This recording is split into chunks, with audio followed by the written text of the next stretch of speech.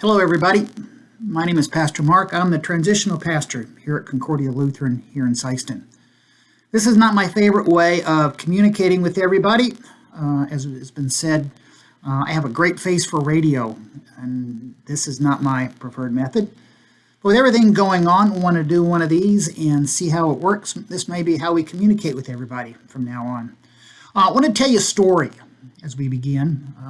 The people of Israel, God's chosen people, had been wandering in the wilderness for 40 years. They've been led by Moses. They've been through the Sinai. They've been through the desert. They've had their ups. They've had their downs all through 40 years. And now after the 40 years, they're waiting on the edge of the promised land. They can literally see it across the Jordan River. And as they're waiting to go in, they're faced with a mountain of problems.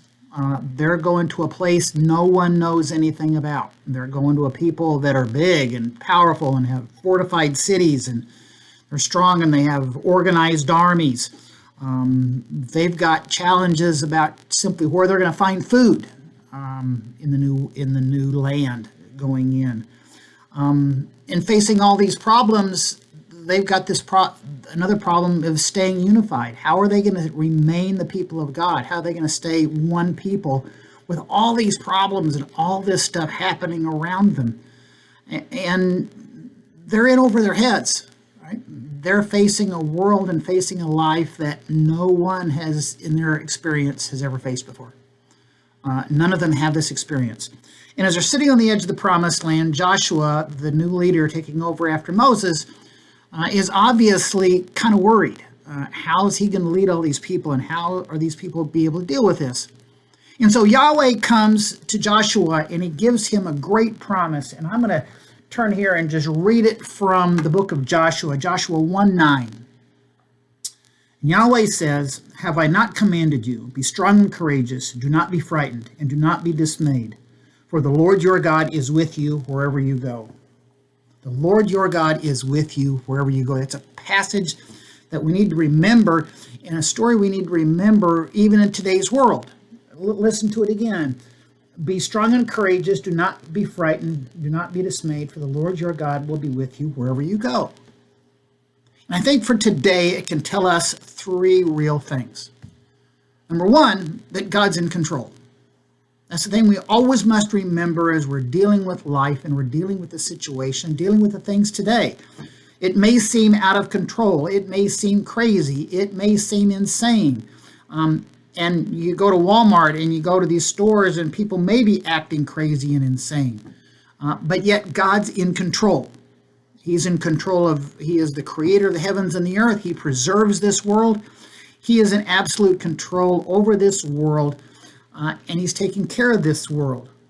The second thing we need to remember is that God will always be with us. He says this in the passage. Listen to, says, "For the Lord your God will be with you wherever you go."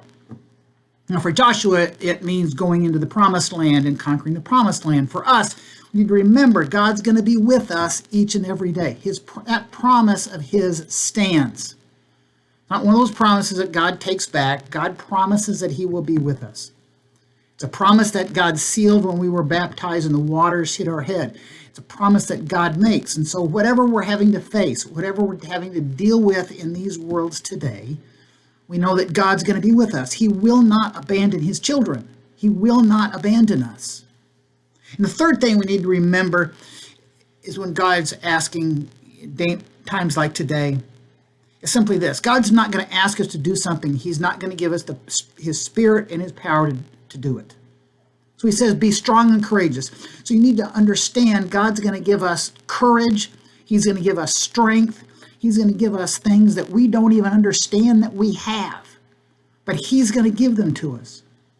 God does not ask us to do something he's not going to give us the strength and the ability to do. That's his other promise. So as we're facing the things today, and with this coronavirus, it's a mess. And the things we're dealing with every day in our world, with the insanity going on and what's going to happen, no one knows what's going to happen. But remember, God does. And God's going to be with us. And God's going to give us the strength and courage to go on. That's his promise. That's his promise to his children. That's his promise to us. As I said before, that's his promise that's sealed in the waters of baptism. So good talking with you, and God bless.